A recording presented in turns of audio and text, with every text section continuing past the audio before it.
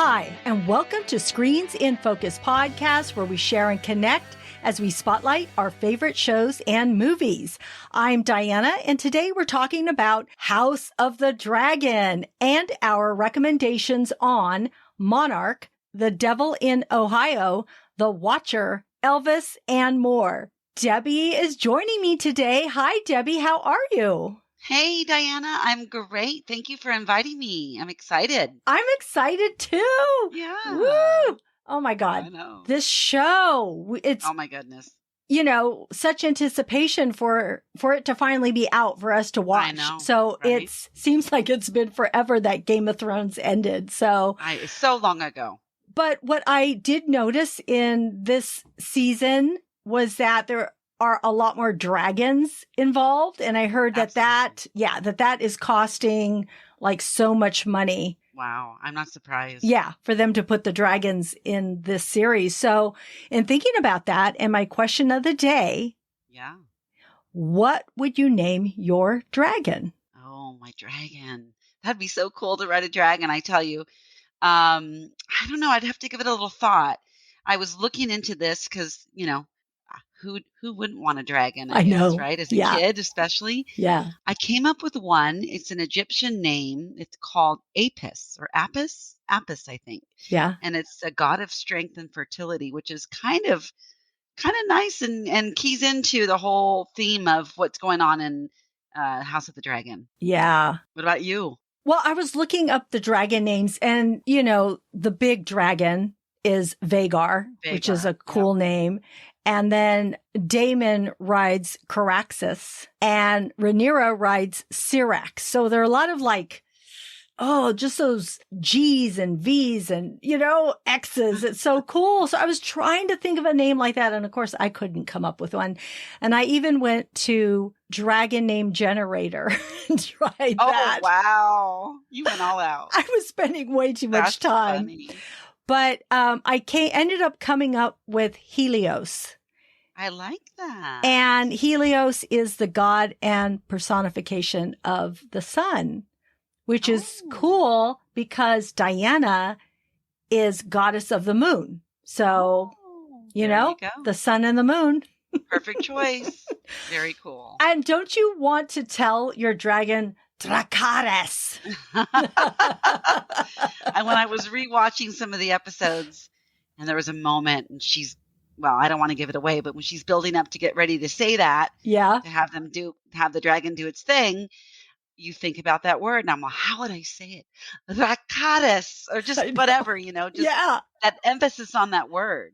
Yeah. But anyways, pretty cool. All right. I like our dragon names. I think they're great. Helios, Apis. Yes, they're awesome names. And friends out there, let us know what you think. What would you name your dragon? Yeah, I'd love to hear. You can leave us a comment on social media, our website, or email at screensinfocus@gmail.com. Would love to hear from you what you would name your dragon. The links are in our show notes. Okay, so we're talking about Game of Thrones and how long it's been. And as you can see, there's a poster on my wall, my Game of Thrones ant right here. See it. Right here, my Game of Thrones. Oh, I can't see it from you my can't? spot. Aw. No. Okay, what about my shirt? Look at my shirt. Oh, yep. Mother of Dragons. That's awesome. Yes, I got my shirt on. I need to get myself a t-shirt. So Amazon. I know, right?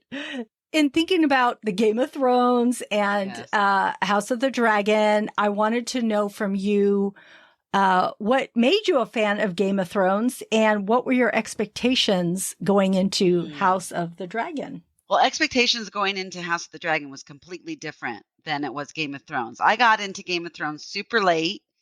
Probably maybe there was already 3 or 4 seasons in. And I ended up binging it, staying at my sister-in-law's and watching it every night as I was house sitting, dog sitting, and probably several episodes. I couldn't stop. Once I got started, I could not stop. It's one of those shows I'd probably watch again, even though, I mean, what was there, 7 or 8 seasons? Yeah, 8, Something I believe. like that, 8. Yeah. Anyways, when I heard that there was going to be a prequel to Game of Thrones, I was fascinated. What does that mean? What could that mean? And then when I heard who were some of the characters that were, portraying the main characters, especially Matt Smith, who is one of the main characters, Daemon, he was absolutely fabulous in The Crown. I mean, he was Prince Philip in The Crown. I don't know if you saw that. I didn't. You did not. That was a show. I started to watch it. I couldn't get into it at the beginning. Yeah. I know how good and how much everybody loves that. But it was so good. Yeah. I watched that a little bit late too, but I got into it pretty quickly. And he's just his look is very odd. He's very lanky. And the way that they have him dressed up as this character, it's creepy, but he's sexy. I don't know if that's really the right thing to say, but I can see it. I can see it. So he's very masculine, and I was just really excited to see this. I knew that there would be some over the top drama and great murder plots, and again, not really knowing what the theme was going to be about. And then obviously the first episode, we know right away what's going to happen. Yeah. So that was just super excited about that. What about you? Okay, so Game of Thrones, the characters are the greatest characters. They're written so well. They're acted so well. It's amazing. I love, the power struggles, all the scheming that goes on, the lust that happens, the weirdness, the bonds that, family bonds, and of course the dragons. And then, of course, you get the triumphs and the unpredictability. So, because you don't know what's going to happen. And so I didn't know what to expect going into House of the Dragon because I only know what I hear. I didn't read the books, although I have to tell you, I'm motivated to try and read them. I hear you. I want to hear all the little details and know more, but I don't know if I can read them. I don't know if they're hard reads, if they're easy reads. I don't know, but it makes me want to learn more. But me going in just as a viewer, just watching TV shows, movies, I didn't know very much, but I was hoping for the best. I was hoping for what we got in the Game of Thrones as far as the things that I had mentioned. So that was my expectation going in. And I think it's delivering on a lot of those. And because you don't know what's happening, especially the unpredictability, it's like you have no idea the extent that these people are going to go through and who's on their side and who's not on their side, who's loyal, who's not. So I just went in for the ride. And from what I can tell and from what I hear, everybody is really has loved it and tuned in every week and cannot wait to, see the next episode. So I'm really excited to talk about it. Yeah, me too. Absolutely. Okay, so what we're going to do, our listeners, so they know what is happening, there are spoilers ahead. Okay, so just know that. We'll go ahead and kind of start off with the first episode so that, we know where we're heading, and then we'll talk about the characters, the relationships, and then we'll go into episode 9 and 10 because those were pretty epic, giving us the finale. So, and just to give a brief intro to House of the Dragon. So it's set 200 years before Game of Thrones, about 200 years. It is primarily focused on members of House Targaryen, the current ruling family, and their closest allies. King Viserys Targaryen rules the Seven Kingdoms where the story begins. He is the fifth Targaryen king to sit on the Iron Throne.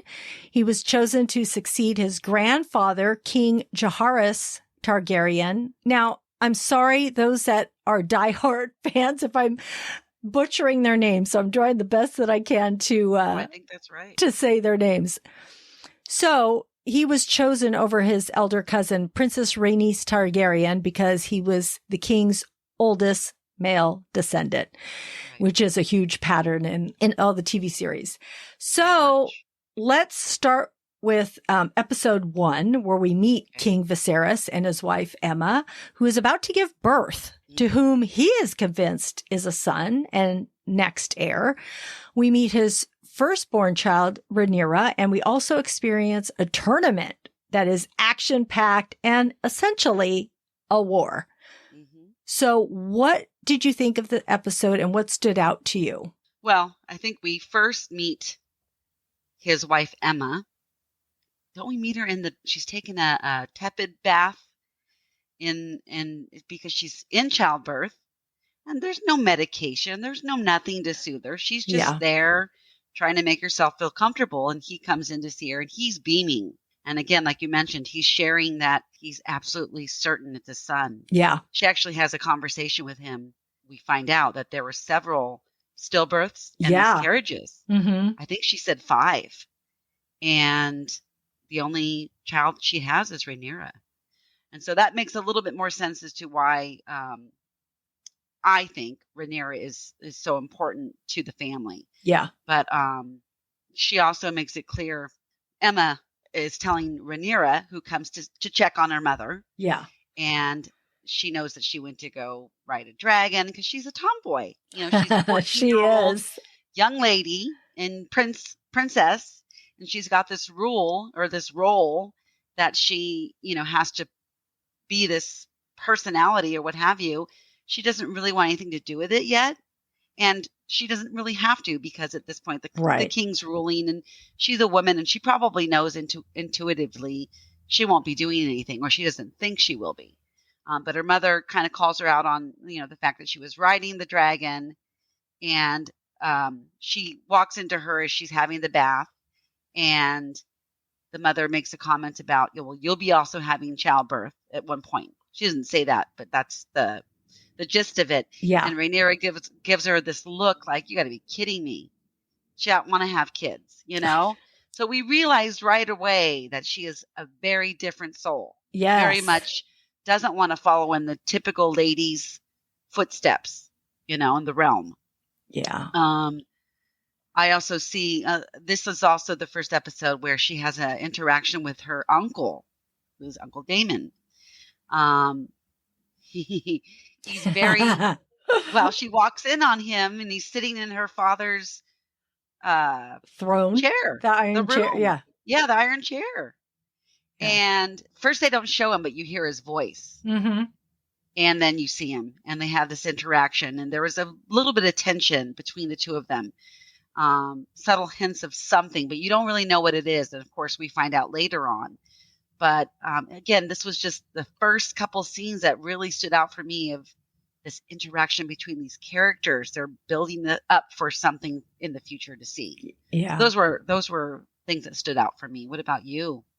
I love that, Debbie. Oh my gosh, you're bringing me back to the first episode and making me feel like I'm watching it. So it's just great. So I really love the introduction of those characters. I thought that was great. And I love seeing her riding in on her dragon. I thought that was pretty cool. Such a badass. Yeah, exactly. For being such a young, a young woman. Yeah, exactly. But of course, the first thing that stuck out to me was how badly women are treated. And what's interesting is in the Game of Thrones, when I first started watching the Game of Thrones, I did not like how women were treated the first couple episodes that I stopped watching it. Like the first episode or two, I'm like, I can't watch this. This is going to drive me crazy. But I went back and I watched it again, and I got myself over that hump of just like, okay, let's just go with this for now and see what happens. And then I was able to continue with the Game of Thrones. Thank goodness. I'm so glad because it is one of my favorite shows. Yeah. Me too. So, but seeing, how women are treated is just, being a woman, it's hard to see. It really is. And what I really loved was that the creators wanted to show how women were treated and how in childbirth, 50% of the children didn't make it or the mothers didn't make it. They just wanted us to see what it was really like at that time. Reality. Yeah. And how their lives sometime were in the hands of men. They were the ones who made the decisions. So yes, that did stand out to me. And as you were talking that the queen was talking to her daughter, and she does tell her that labor is our battlefield, which I thought was really interesting, which will come into play later on also. Yes. Yep. I thought it was really well directed, with the tournament alternating with the childbirth, back and forth, because it was a battle. It was a battle on, watching the tournament. It was a battle giving childbirth. Yeah. And so, the king has to make a choice. His wife, his child, but then, and it is a boy. Yeah. He was right. It was a boy. And they both end up dying. Not making it. Yeah. And then Rhaenyra has to be the one to move forward with their cremation and the rest of that, which she's just a young girl. And so I think that was a really big turning point for her, because she had to kind of step into a role that she wasn't ready to do. Absolutely. So, and then at the end of that first episode, King Viserys names Rhaenyra his heir and supplants Daemon, his brother, which he was not happy about. And he does tell Rhaenyra the prophecy of Aegon's dream of ice and fire. So he did reveal that to her, but no one else knows of that. Not now. Not yet. Yeah. Okay, so after the queen's death, everybody's expected to, he's expected to remarry, right? Yeah. And there's so much politics involved. It is crazy. Of course, that's what I love watching, because you're like, oh my God, how can he marry a 12-year-old child? Oh my goodness. When I was watching him walk down that little path in the garden. Yeah. And he's looking at this little girl, and she's been programmed to respond to him and tell him what he wants to hear. Right. And he calls her on it. Did your dad tell you to say that? Did your mother tell you? And it's like, my mother said I won't have to bed you till I'm 14 or whatever. Like, oh my gosh, can you even imagine living in that world? I cannot. No. Not at all. Oh, man. I know. All right. Yeah. So that was just so mind-blowing. But of course, we know it. We come to expect it. And that's what makes us come back and watch some more. Right. And, during all this, Rhaenyra is trying to show her worth as time passes. So let's talk about the characters and their relationships. So for me, King Viserys and Rhaenyra, I love their relationship. Yeah. He is so protective of her. He sees her worth, her value. He has so many tough choices to make constantly. I mean, every time something's happening, whether it's his brother, his, child, whatever it is, wars. I mean, he has to make a decision, and sometimes other people are advising him, and it's not he doesn't always take what they advise him to do. But I really like him as a character.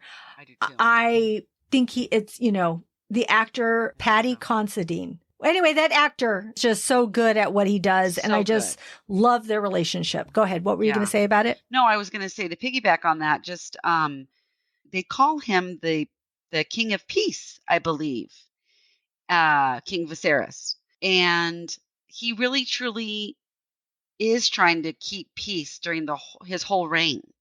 I mean, they haven't had war in, I don't know how many years they mention it in the film or in one of the episodes. And that's kind of his goal. He doesn't want to go to war. He fights going to war a couple of times and doesn't support when his cousin's husband goes to war. And it takes a lot for him to finally decide to go to war, because he is such a solid character and doesn't want to lose people, because he knows when you go to war, you're going to lose people. Yeah. People are going to die. There's going to be bloodshed. And so I really like him as well. I think he's a solid leader. I think he stands up for what he believes in. And you're right. He totally respects her. He wants to include her in more. I think it's unfortunate that the small circle, I don't know what they call it, the council. The small council. Small council. Uh-huh. They don't respect her. No. They think she's just a child. They don't know about her conversations and her feedback with her father. That's separate. They don't show a lot of that, but they show a little bit of interaction, and that he does trust her and knows her worth. So I really like their characters as well, very much so. Anyways, I think when he made the choice to make her his heir. That was impressive to me because he really didn't have to. He could choose his brother, even though, he knows his brother's a mess and his brother is probably going to go to war and make some decisions that are not what he would agree with. He knows choosing her is going to cause a huge commotion and people are not going to support it, but he feels it's the right thing to do. And I'm excited that he did it. I was like, yeah, he's going to, cut the mold and choose who he believes has what it takes to be a good leader. And that, to me, those relationships were amazing. The scene where the king confronts Daemon, after the newborn passes away, and the king heard that Daemon was out celebrating with his men of the watch. They aren't men of the watch, men of the wall. I keep thinking of Game of Thrones. I know, watch, right? Men of the wall. And the king heard that the Daemon, his brother, was celebrating the death of his newborn Balon, sorry, and said, "Heir for the day." And Daemon didn't counter that. He didn't say he didn't do it, and the king scolds him for celebrating. I mean, that moment, that just showed me again why he did not choose Daemon as the king, and why he made his decision to choose Rhaenyra. Yeah.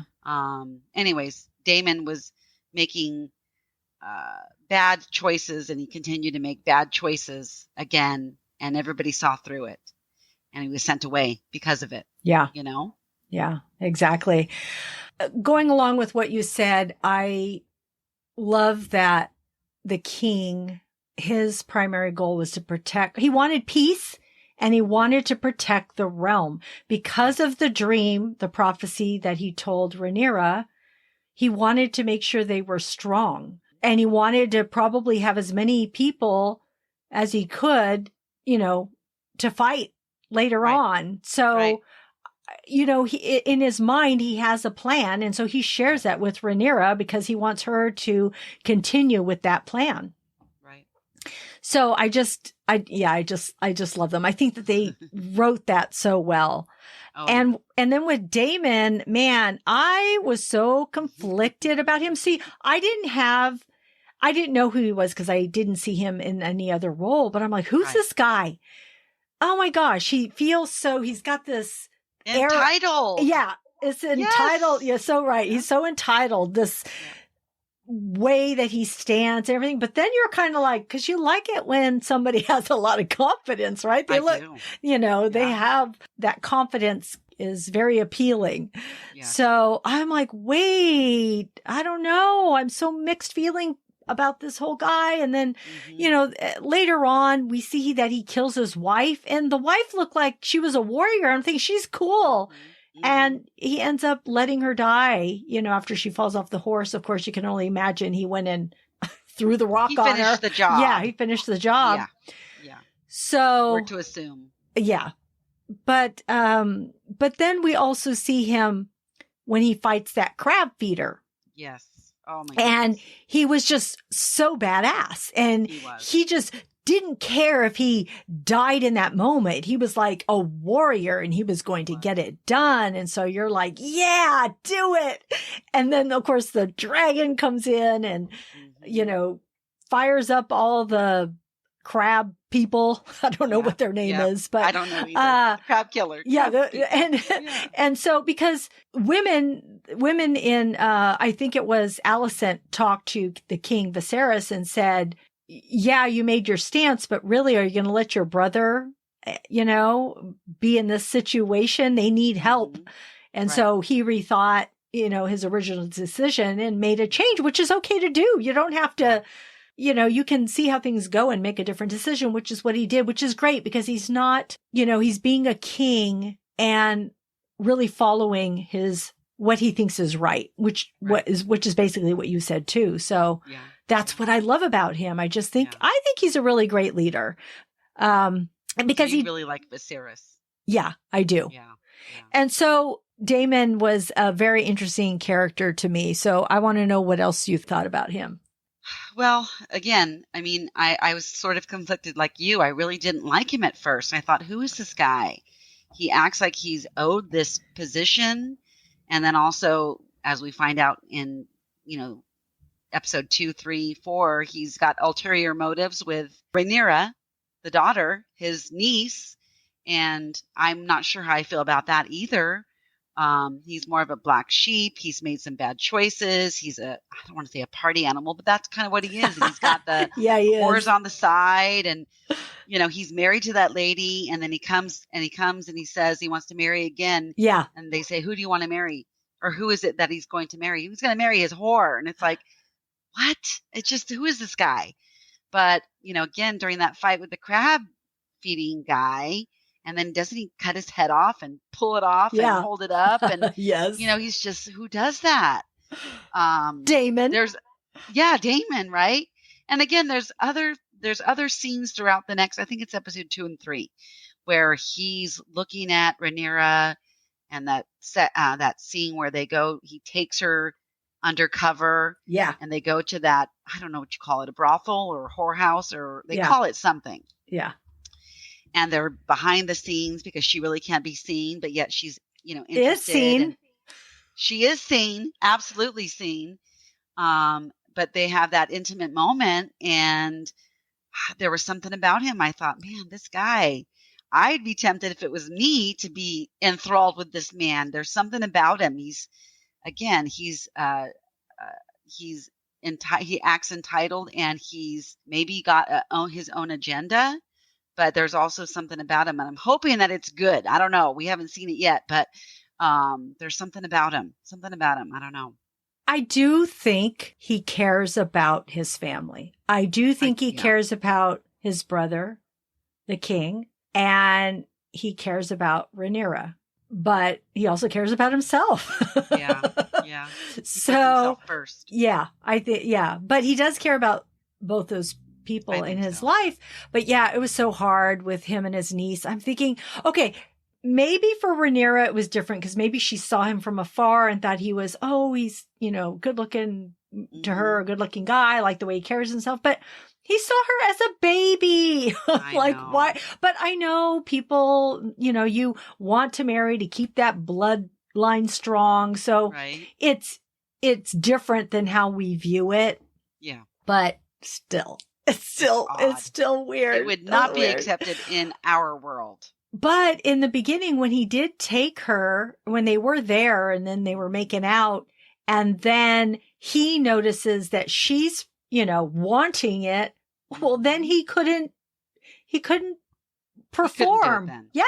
He couldn't perform then because I think it was the excitement of the chase. And then when the chase turned around on him and wanted him, he's all, wait. I can't do this. Do you think that's what it was, that he couldn't perform, or do you think he had second thought? I only say they couldn't perform because how could we know? We couldn't see, but they said it inside the episode. Okay. At the end. They were producing it. The recap. Yeah. Okay. So they actually said that. I'm like, interesting. Is that what happened? I had no idea. Yeah. I was hoping he had second thoughts about, taking her virginity. She's his niece, and she's young. But it stems from that. I believe, Debbie. I believe it was that's how he felt. And of course, then his body went with what he was thinking. So I do think it was that. I think so. Partially also. Yeah. We see him, in these episodes, he marries Lena. She was the little girl that was supposed to meet or marry the king, but now she's grown up. Yeah. Because sometimes you have to wait, is that person? Who is this? Yeah. Right. Because they jump, from certain episodes. Around. Yeah. They jump around in age, and then you have to, is that same person? Yeah. So I thought that was, he married her and he seemed to care about her, and they were starting to have a family, and then she had to go through childbirth. Oh my and then that wasn't going to happen. The baby wasn't going to come out. And instead of, dying in a bed in the, where she was giving birth, she's like, no, I'm a warrior. Yes, exactly. And I'm going to go out with my dragon. And of course she does the whole Dracarys. Oh my goodness. That was amazing. Yeah. That just showed that she She was so strong. I was sad that we didn't get to see more of that character because I really did. I do think that they loved each other. Yeah. And I think that they had this great future potential, even though they were banned to live where they were living. And I can't think of the name of where they were banned to live. And she was disappointed in the world that they were living because they weren't really doing anything. I don't know if you remember that, but yeah. So that was Rhaenyra. And then, of course, the next thing we know, it's his time to marry Rhaenyra. Yeah. Go figure with that one, right? Yeah, everybody's husbands have died or whatever, or gone, whatever it is. And then now they're together. Now it's their time. Yeah. Well, so let's back up a little bit on Rhaenyra because she's at a point where the king tells her, okay, you need to get married. But he's not specifically at first telling her who to marry because he wants her to be happy, which I think he's a great dad for doing that. Yeah. And so she has all this pressure to marry, which makes her rebellious and angry. And, eventually we talked about how she marries her uncle, but which is better than marrying your brother or not marrying your brother, but having kids with your brother, like on Game of Thrones. Yeah. So, but, I really like Rhaenyra too. She loves her father so much. And we talked about that whole relationship, but I liked it from her perspective, how much she loves her father and her relationship with her husband, Sir Lenore. And they basically have an open marriage and they support each other. And I think that they're really a good couple. Well, why do they have an open marriage? He's gay. Yes. But she doesn't love him. And no, so she doesn't. Yeah. No. But that was an arranged marriage. That was an arranged marriage. Yeah. It was their choice to help each other out. I did like that, actually, now that I think about that as well. But I do think they cared about each other. Because I do think they cared about each other very much. Because when she gave birth, when that one episode opened up and she gave birth and the queen was calling her, of course, we didn't understand why the queen was calling her because we didn't know time had passed by. Right. And she's struggling to get up those stairs and he's helping her. And he's all, I don't know why she wants to see the baby. I don't know why. And of course, Rhaenyra, that was intense. Yeah. And Rhaenyra's all, I'm going with the baby. And so she climbs up those stairs, makes it in. And of course, then we see the king come in and he's so happy because anything his daughter does makes him happy. Yeah. She's like his favorite. He's thrilled. Yeah. Yes. My daughter gave birth. I have a new grandsire or whatever they call it. So he is happy. And I think that Rhaenyra gets tired and they're going to go because her husband says, hey, she needs to go rest. They said, okay.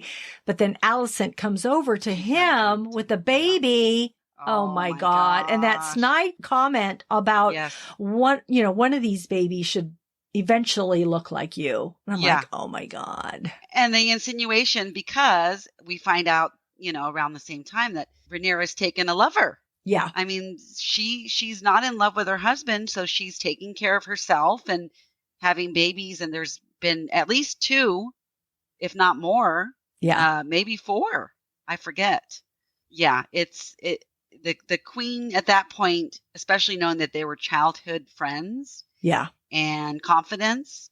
And then she throws that at the husband to say, well, hopefully one of these days, keep trying and one of these kids will turn out to look like you. Yeah. Because she takes a peek at it and the baby has brown hair and he's blonde and so is she. Yeah. So that was uncalled for. That was not necessary. But it just goes to show again, what had been starting what I think, the queen's descent or ascent into this role that she created for herself as these years go by, the king starts getting more ill and the queen starts taking a more prominent role with her father. Yes. Who is the hand. Otto. And Hightower. Otto, who I cannot stand. He's a great actor, though. Great actor. Evans. Oh my goodness. I didn't know it was him. I read that it was Reese. And I remembered him from movies years ago. He was a skinny little thing. If you remember him in 30 years ago, we have to look and see what movie it was in because I can't remember what it was. It might have been the one with Julia Roberts. Notting Hill, possibly. Okay. Yeah. So I'm going to have to look it up. But he played a goofy dude with spiky hair and the friend. And then to show him in this role of this very stoic, strong, calculating person. And then, a little bit of that has worn off on his daughter. So her making that comment, though, I was very disappointed, but not surprised. Well, for some reason, I don't know why, Alicent is so bothered that when that night that Rhaenyra and Daemon were almost together, but weren't, and then she comes up and asks her, were you with your brother? And she says, no, I didn't have sex with him, which she didn't. Right. She ended up having sex with Sir Christian Cole. And then they gave her the tea. Yes. And all of that happened. That tea? I want to know. I know, right? It's like they never say it. Yeah. I'm like, what? This is like, how long ago that tea should exist? I'm sure that tea exists around now. People should, I would guess. I don't know. But anyway, the whole point is that she feels betrayed, like she did have sex, although it wasn't with her brother, and she didn't lie. I mean, her uncle, with her uncle. Right. So she didn't lie, but she feels like she didn't tell her. She didn't tell her the truth. And so now she's like so pissed that she's having sex with other people. And it's like her husband is gay. Okay. And they talked about how Rhaenyra and her husband have tried to have him father kids, but it's not happening. So they're fine with it. Why is it so making you blow a gasket inside and just so seething and wants to, call Rhaenyra out on, you know what it is? It's probably that her father adores her and she's jealous of something. Yeah, probably. I think so. I don't know. Because that's her husband. It's her husband now, the king. She wants all the attention to be to her, possibly. Right. Could be. Yeah, I'm sure it probably is. So she plays the role good too, though. She's so good. And I liked her at first, and then I didn't like her because of that snide remark. Also, when she cut Rhaenyra, because that was after the kids got into it and the eye came out. Oh my God, so much happened. So much happened on that episode. Yeah. And then she, pulls up that knife, and I love that Rhaenyra says, basically they're going to see who you are now. Oh yeah, she did. And then she slices her, and I thought, oh my God, how bad did she slice her? Is she going to fall over? Is she going to die? Right. What's happening? You couldn't tell because she was so dressed. She had all her clothing on and it was on her arm. Yeah. So we saw it later being stitched up, and it was a pretty big cut. Yeah. But she's, she forgave her. She knows, I think Rhaenyra is very, what's the word? She's very, not approving of Alicent, but she understands Alicent's heart, I think. Maybe, I don't know. Yeah. Or maybe she's holding on to that relationship that they had when they were kids. Relationship when they were younger. They were friends, and she's holding on to that. I did want to bring up Rhaenys, because now this is the opposite. I didn't care for her in the beginning, and toward the middle and end, I'm like, I love this woman. I love this lady. So I just think she's awesome. At one point near the beginning of maybe, episode 2 or 3, she does tell Rhaenyra that men would put the realm to a torch rather than see a woman ascend the Iron Throne, which was true because she missed out. Overlooked. Yeah, she was overlooked because she was a woman. She was the direct descendant to the king at the time, and he chose his grandson. Yeah. Over her. Right. Because she's a woman. Yeah. I mean, they had hundreds and hundreds of people applied for this role or what have you. And it was down to the two of them. And I remember that scene specifically. And, I felt bad for her. But yet also I didn't really know her character. She was very stoic. You couldn't tell from her face. She wasn't giving anything away. But I think it was because she'd been maybe primed for that role. And that was her expectations in life, was just to be the dutiful wife and do her job and have children. And that's it, you know? I end up really liking her too in the end, when she has an opportunity to really get in the forefront and tell Rhaenyra that, you know, this is what has happened. Yeah. She's on that. Well, I'll let you talk about that, but the dragon part where she jumps on there and breaks into the crowning of the new king. Yeah. I mean, that was her moment. Yeah. So it was. I love her. And so, Sir Christian Cole, I heard you say earlier that you loved him. Now, see, again, I loved him in the beginning. Yeah. I thought, ooh, this guy, I like him. He's cute. He's a warrior. Yes. He wants to fight for her, you know.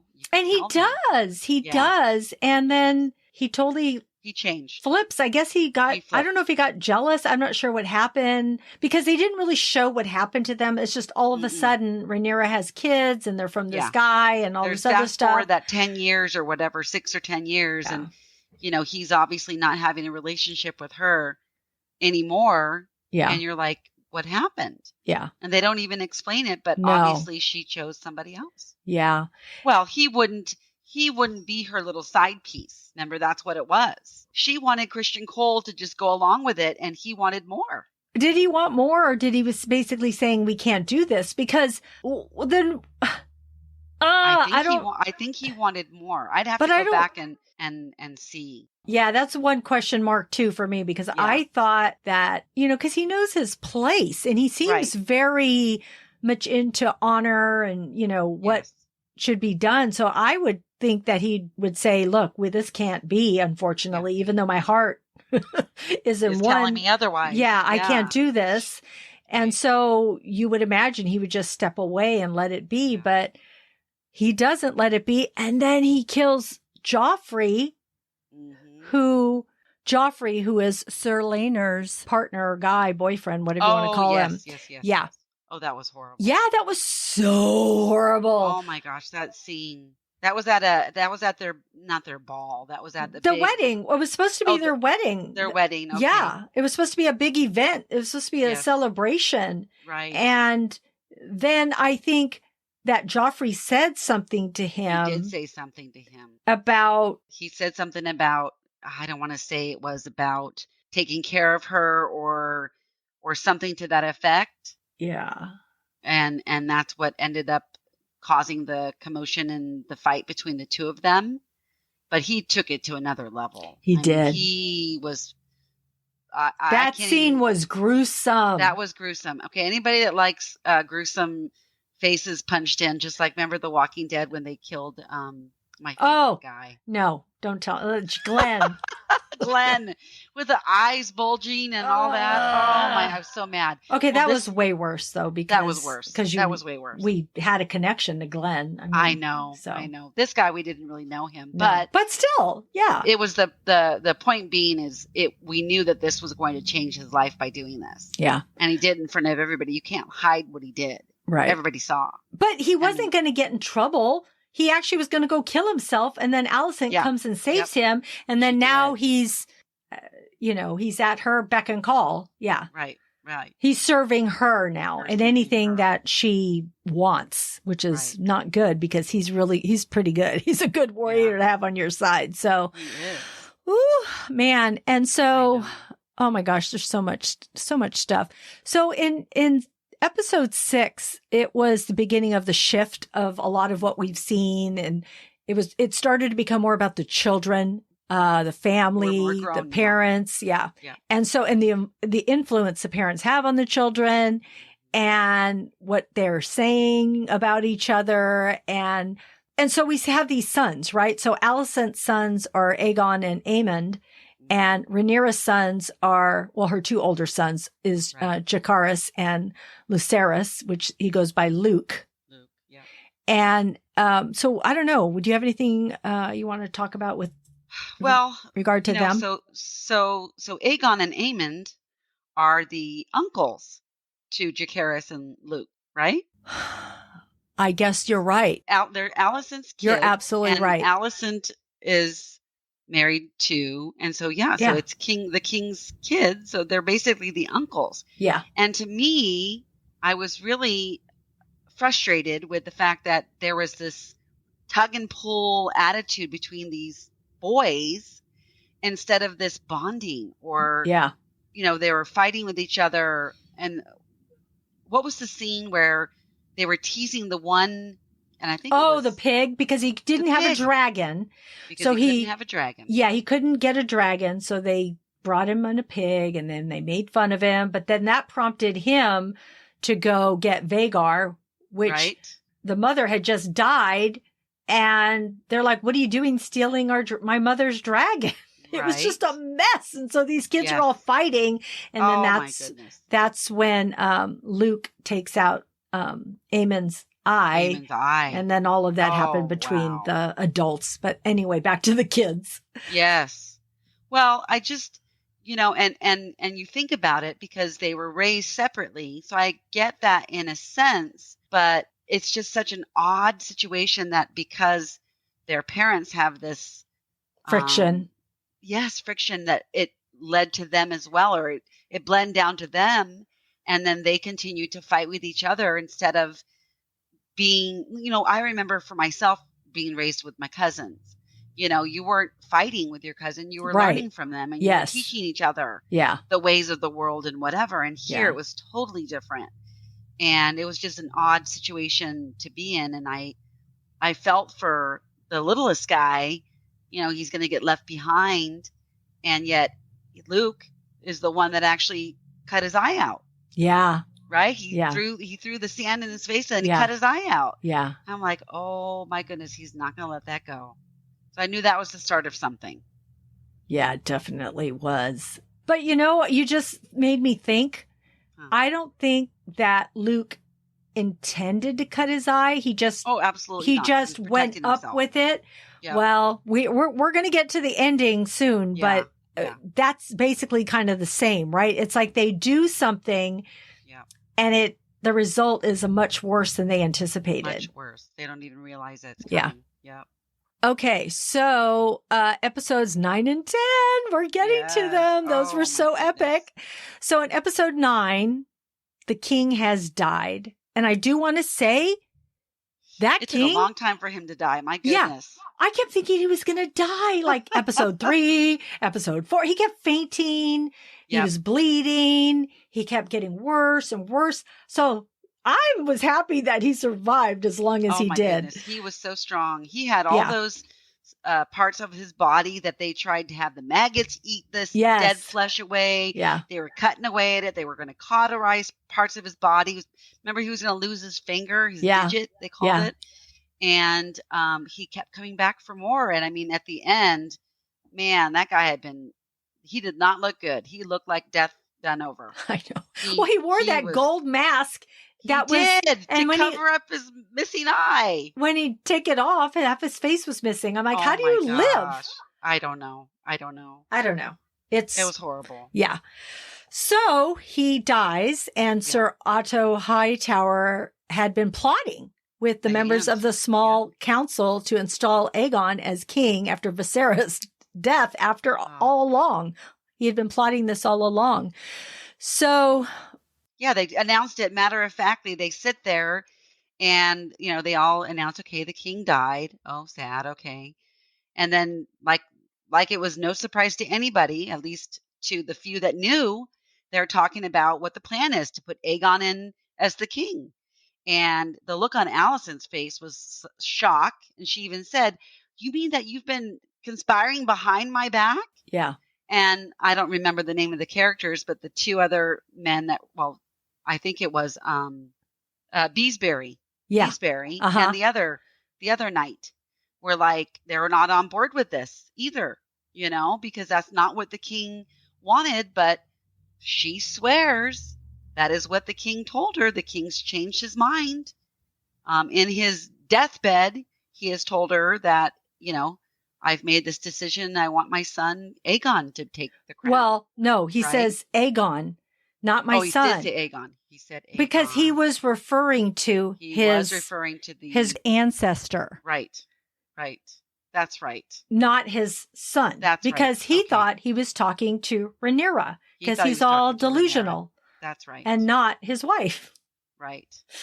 So you're right. It's like, damn it, what the heck? Why does everybody have the same names? I know. So confusing. Well, so the look on Allison's face, she was shocked and in surprise. And her father, who is the Hand, Hightower, Otto Hightower, he realizes now it's his time to take over, and he decides to take control. And I've only just seen the beginning of what is going to happen in the next season, because, they're making these choices now to shuttle everybody out that has anything to do with knowing about the king's death, or possibly behind the scenes could be the secret spies. They take them all to that little prison cell down in the dungeon, right? And I'm thinking to myself, how can they get away with this? But I mean, nobody knows any different than what's going on. So they're being shuttled away, and who knows if they're going to be killed. I mean, that's my impression was that's going to happen, because they can't let this get out. That was crazy. So what did you think about the way that everything went down at that small council, and, the father Hightower announcing, I'm putting Aegon in charge now as we planned? I was, of course, shocked, but I'm like, oh my God, this is what he was planning. All along, years and years. I do like that Alicent was, standing her ground on what she believed in, that she saw her dad in a completely new light. She does want her son to be king. She does. But not through killing her childhood friend. She doesn't want that. She says, this is the king's daughter. He loves her. So she at least appreciates that. So she's not totally evil. She just wants her son to be king. Yeah. And, she does adore her son. I think she truly believes he deserves it. I think she put her time in as queen, and, I think she's convinced herself that maybe he said it, even though in the back of my mind, I don't know if she believes that, but she's going to stick to that. Yeah. And I agree with Beesbury. He calls everyone a traitor, but he dies so honorably. I'm like, oh. And then the fact that Sir Christian is the one who pushed his head and crushed his skull. I'm like, man, are you Superman? You've got some. And I looked at that scene later. They had the rocks on the table. Was that what that was for? Why was the rock there? I don't know. Where did that come from? I thought that was really bizarre. I thought, oh my goodness. Is this what happens if you are a traitor and you betray somebody? You die. Maybe. I don't know. Crazy. But it was cool to watch in this episode to see where everybody is landing, more or less, right? Like, oh, you're on that where side. Where their alliances. Yeah, exactly. Where the alliances are. So I thought that I liked seeing that, because you don't know. You don't know where, loyalties lie. So it was kind of cool. And then we saw the siblings fight, Aegon and Aemon. And Aegon is an unlikely king. He all he wants is his father's approval. He didn't want to be king. Father didn't see him that way, and so he never planned it that way. No confidence in himself. He doesn't believe he's worthy. But what's interesting with Aemon, and I don't know if you see this too, but Aemon seems like Daemon. Isn't that weird that their names are close? Oh, totally. He has that look. He has the demeanor, the way he carries himself. Yes. Yep, I agree. So I can totally see, that in him. And the intimidation and the whole entitlement piece. I mean, I think he truly believes that he was supposed to be the king.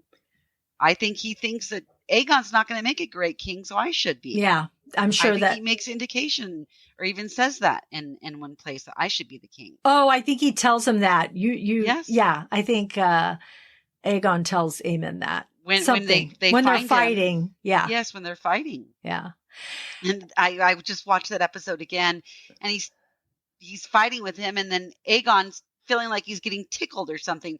Does he not realize the severity of what's going on? Yeah. And I know he does. He realizes as soon as he's captured and he's taken back, his life is never going to change. So I think he's really trying to avoid this, but he's so immature. He just doesn't have a clue. He really doesn't.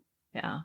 He seems to have a different outlook on it when he is walking in, and he's right under all the swords are hanging up, punching up at the crowd. Yeah. Yes. So I think he liked the attention. He's like, this is what it feels like. I agree. So I think that was, could be somewhat of a turning point for him. I don't know. A total turning point for him, I think. So we'll see that. But we also see that Rhaenys is held captive, and that one of the Erics helps her to escape. Yeah. And as you said earlier, that's when she makes that incredible entrance and takes the news. When she leaves, she takes the news to Dragonstone. Yeah. And I'll speak to a little bit more about that entrance and how I felt about it. Yeah, please do. In a little bit. But so let's get to episode 10.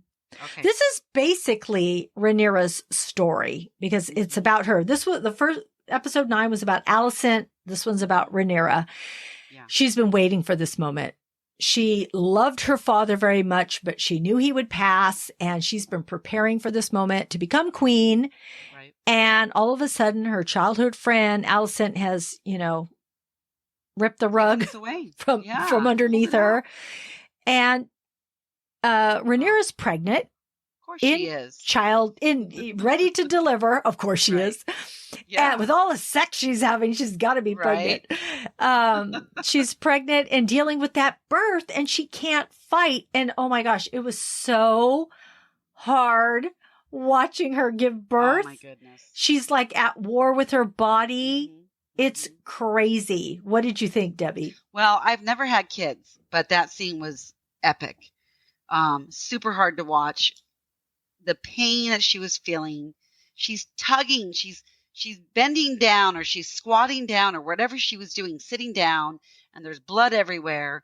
And she's pulling this baby's head from her. I mean, I don't know how you can get any more graphic than that. I know. And there's people around, but nobody's helping her. I'm like, they tried. She didn't let them. Did they try? Yes. They said, yeah, they said, let us help you. And she's all, I don't know what she said. She wanted to do it on her own. Yeah. Wow. Well, I couldn't even imagine that, pulling the baby from her body. And then I think after that and losing her son, she loses the son in this episode, might have pushed her over the edge. It was just a little bit too much. I mean, knowing that her father passed away, then the crown's being taken from her, having this baby, and does the baby live? No. The baby dies. Yeah. The baby's too little. I think it's too soon. I think she has child because she doesn't look very big. I remembered that. She walked around a few times with her hand on her stomach. I thought, there's no way that she can have this baby yet. And I'm certain that all this stress probably caused it. Right. I'm sure. Anyways, in this episode, when they actually anoint her sons to go be the messenger to tell the other families about what's happened. Because the news can't travel fast enough. So the kids say, we're going to how about we they wanted to do it by the Ravens. Yes, they did. First, right? Yeah. And the Luke spoke up, I think, and said, how about we ride the dragons? We can get there that much faster. She said, just promise me all you're going to do is be the messenger, no fighting, fighting allowed. Right. Because it's her children. They're still young. Yeah, exactly. And sure enough, what happens with Luke is he ends up getting in a fight with Aemon, right? Yeah. On his dragon. And she doesn't know yet. She's going to know very soon, or she finds out at the very, very end. Yeah. I think her poor little body is taken as much as it's going to take, and it's going to really have a huge effect on what happens in the next season. Hopefully future seasons, but for sure the first episode of the next season. Yeah. Oh man. So I think it might have been Jacaerys that said it, not Luke. I'm not really sure. It doesn't matter. It was one of the brothers. About let's be the messengers. Let's be the messengers. Yeah. But I thought I liked it that they were stepping up to the plate because they're pretty young. They're super young. I think both of them have been really, even when they were younger, even though they were small, they stood up tall. Like I really liked that about them. I felt like they didn't shy away from a fight, no matter how small they were. They just, would face it. They learned to fight at a young age. I think they knew that this was something that's going to be necessary in the future. I think they were being prepped for this. Yeah. By I can't remember the name of her first husband. I know. I can't think of his name right now either. Yeah. Or not her first husband, her boyfriend or her lover, right? Her lover. Yeah. Her lover. Yeah. Yeah. Her father. The father of the kids. Yes, the father of the kids. Right? So in this last episode 10, Rhaenyra gives birth, and in episode 1, her mother was giving birth. And so I just thought it was interesting, that they planned it this way. Yeah, exactly. Exactly. And the babies both die, which again, we had talked about in the beginning, how the odds aren't great. So this will happen. Very high. All of the birth scenes were crazy. I've had kids. I know what it's like to have kids. It's like crazy. Yeah. And I was feeling for them so much. It was just, they were good at producing those birth scenes. So I just thought that the acting and everything was incredible. Yeah. But, what I was going to say was when she's on the beach cremating her child. Yes. And she's in this grief, her father's crown arrives with Sir Eric Cargyle. Mm-hmm. And finally, it's real. Like she feels it. She feels like the queen. They put it on her head. People bend the knee. She's like, I am it.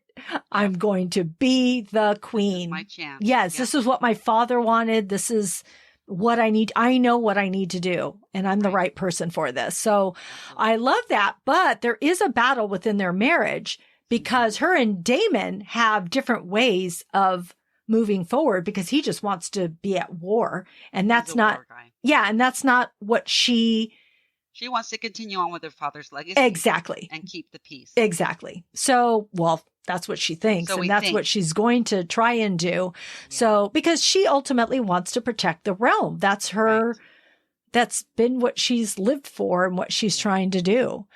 I was worried for the son, Luke, and his dragon before we saw what happened to him, just because, I mean, that scene was so. Oh my goodness. It was the large dragon was flying over him. Well, before and behind him and coming up. Yeah. Oh. That scene was, it was crazy. But even before that, when he first arrived and he sees the other dragon. Oh, yeah. And then he's this little kid is walking up the steps and trying to deliver the news. And here's the news. Yeah. And then the whoever they're addressing, and pardon me, I cannot remember who that was that they were addressing. Yeah, the family that was. But he's basically, well, what do you have to offer me? Right. And they're like, well, you had to pledge allegiance to the queen, and we're here just to make sure you're on the same page. But it was good because that guy said no bloodshed here. So then that's when they took off. Luke took off, and then that's when we see the dragon in the storm, and it was so well he was done. Home free at one point when he made it through the storm and the blue skies, and then all of a sudden, Aemon comes up, and Aemon was flying on Vhagar. And Vhagar's old huge, and gigantic, right? Huge, the biggest, I think. Yeah, the biggest one. So you knew that there was something serious that was going to happen, and sure enough, it did. It was horrible. It's right out of the sky. Well, it's interesting because the dragons weren't listening to their owners. No. So they were just doing their own thing. Yeah, they both were. And it's like, why is this little dragon, it's small. That's why I thought they were safe, because I thought, it's small. It can go underneath, in the crevice of those mountains. It was going in the crevices of the mountains. Yes. Trying to get away. Yeah, and it's quick. And I thought, I thought the same thing. You're home free. And then Vhagar just comes and does his own thing, because Aemon's all, no. Yeah. But he takes that one big, huge bite, and all you see are these little remnants of whatever it is. And you're like, oh my God. Okay, I want to know, how is it that the news is brought to them? Like, how do they know? How did they get there so quick? Well, how do they even know? How do they even know? They didn't show that scene. It was just all of a sudden, Daemon comes in to tell her. Yes. And she's facing the fireplace. Yeah. And he put his hand on her back, or he did something and maybe said something to her. I He couldn't did. tell. I think he told her, I thought. He told her. I thought. And then I think she just turns around and we see her has face. this look on her face, and you just know. And that was the end. I was so mad. I was like, how could this be? It was such a cliffhanger. I mean, come on. But I'm not ready for it to be over. There's more. There's more to tell. I know. Anyways. It was, I agree. I get that. I was like, what? No more. Typical of these shows. I know. They know how to draw the audience in and keep us hanging. All I want to know is, when are they in production for the next season? I know, right? I haven't read yet. I haven't either. So no, okay. I don't. We'll have to keep in communication about that. I'm serious. Okay, so Debbie, are there any other tidbits that you wanted to mention that you saw in this season? Yeah, as I was rewatching some of the episodes again, the production's phenomenal. The sound, the costumes, the set display. I mean, I can't imagine the kind of money and I don't know where they filmed this at, but it was just phenomenal. They did a really good job. I felt like I was transported into this world, just like Game of Thrones. You're in this completely different realm, and so clever the way that they just weave you into the stories. I couldn't get enough, really, honestly. What about you? I thought all the actors were incredible. I thought Emma Darcy is so good as Rhaenyra. Oh, yeah. I'm thinking, why did they name two guys Eric, even though one has an E, one has an A, and that they're brothers, in real life? You know, it's like you can't look any more alike. But I did like how, each one had loyalties. Had a different personality. Yeah. And went to two different places. Yep. Loras and Alicent, the whole feet thing. Oh my gosh. Oh, it's so weird. Yeah. That's so weird. And I do want to mention, I was reading about Rhaenyra's three oldest sons in the books. Okay. I think all three of her sons, those three sons, pass away, and the children that she has with Daemon, which is Aegon and Viserys, will eventually sit on the Iron Throne. That's in the books. Okay. I don't know what's going to happen in the series, but I thought that was interesting information to know. Yeah, I wonder if it'll be the same. Yeah. Yeah. And so when the king got his cut on his finger, because this was when I saw it the second time, I thought, oh, did the infection get through his body the whole time? It was all symbolic that they said. Yes, he did get that infection, but he also had the one on his back because he sat on the Iron Throne. Yes. I didn't even realize you could get it from sitting on the Iron Throne. I know, right? From sitting too long? Yeah. Yeah. But they were saying because of all the stresses he had in his life, that's what really killed him. The cuts and everything else were just symbolic of what was happening in his body. Yeah. And I did hear that Rhaenyra and Daemon are people's favorite people. Yeah. And today I just did a poll, I forget what the poll was, but it had to do with your favorite character, or who do you like the most, or whatever it was. And Daemon had all the votes almost. Oh, wow. Majority of the votes. And I thought that was interesting. That is interesting. All right. We are at our segment that is called And the Award Goes To. Yes. And what I would like to know, Debbie, is what is your favorite quote, character, or moment in this whole season 1? Okay. Well, I talked about this earlier because it was so instrumental in kind of developing their relationship. It was that moment when Daemon took Rhaenyra to that orgy, brothel, whatever you want to call it, and they made out. They had their little illicit moment, and nothing really happened. But it was a precursor to obviously what would happen eventually. Yeah. The look that he gave her, the tension, to have a man desire you that much. That was her first time ever. Yeah. Being with somebody, right? So that to me was very telling. And that was one of the moments that stood out a lot for me. So my favorite moment was when Princess Rhaenys Targaryen, known as the queen that never was, rode in on that dragon. Yep. I thought it was so cool. It was so commanding. It was unexpected. I didn't know what was happening. And when the dragon came in, I didn't know who it was. until the dust settled and we saw her. I thought, man, you are so cool. And the fact and that she could have just Dracarys. She could have Dracarys all the people right then, but she didn't. She thought about it and she's like, nope, I'm going to go tell Rhaenyra, who should be queen, what's happening here. But I got up and I got on Twitter and I'm like, this is so cool. Yes. Which I don't hardly do that, but I mean, I'm hardly motivated to do it. I go on there because, I do go on social media, but when I'm prompted to go, that means I'm moved in some way. Compelled to share your feelings about it. That's exactly right. That's awesome. So I love that moment, and I just think it's so great. And I love that she's siding with Rhaenyra now, and that she even tells her husband, "Look, she's trying to protect the realm, so we need to help her." Basically, so I love that. So that was my favorite moment. Nice. Okay, so we don't know what's going to happen, but. What do you hope to see in the next season? More fighting. I love the fighting scenes. I love it with the jousting. I love the fighting with the crab feeders or whatever you want to call those people. I'd love for them to introduce some more strong women characters. Yes. I felt like, in my personal opinion, they might have advanced the children a little too early this time. But, they'll probably advance them a little bit now again. So I'm looking forward to seeing who might be playing the new characters. I bet you there's a lot of people that are interested in playing those characters. Cause I mean, what a job, what a career. I'm also looking forward to, we won't see the end of Aemon's attempt at ruining I feel he's trying to ruin the family's name. I mean, he's behind the scenes, what he's done. He feels he was the one that should have been the king.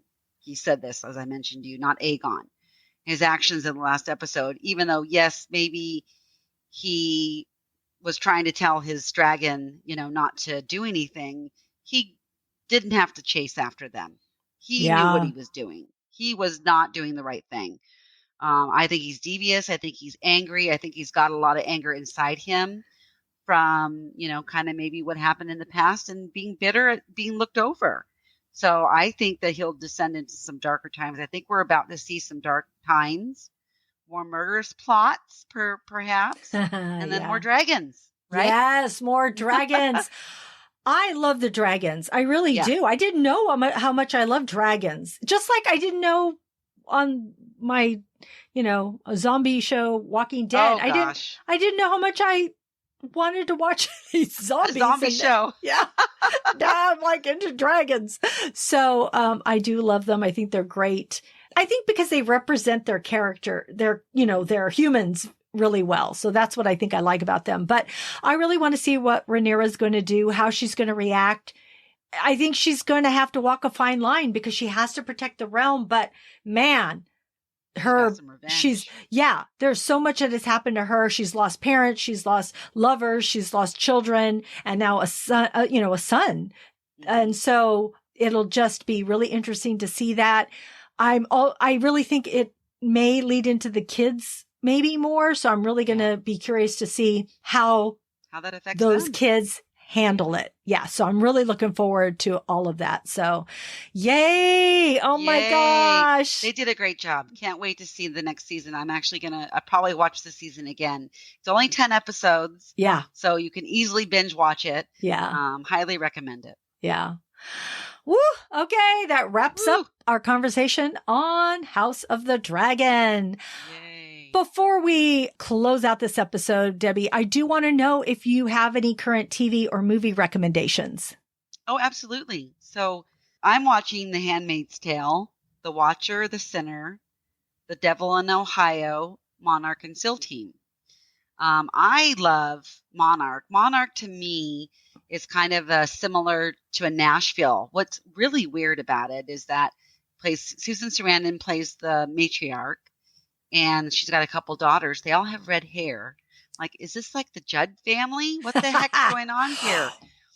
Do you know sorry to interrupt you, but when I first saw the previews for this, I thought it was something about the Judds. So it's so funny that you say that. Okay, go ahead. I totally compared it to, is this something to do with the Judds? And I don't want to give it away if anybody hasn't seen it. I haven't seen it.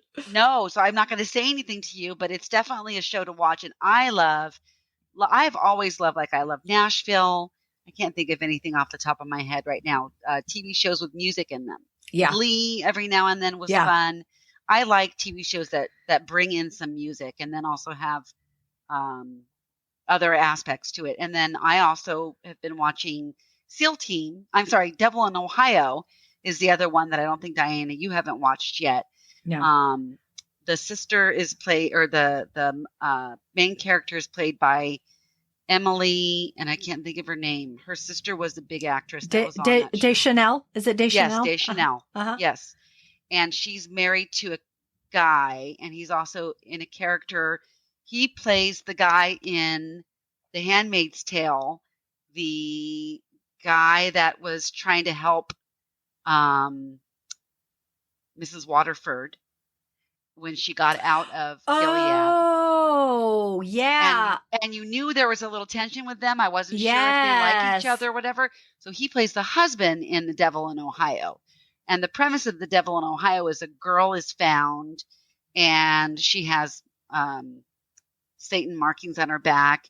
She's not really sharing her story, but they're uncovering her story. But all in the meantime, Deschanel and her husband have let her stay in their home because she's a doctor.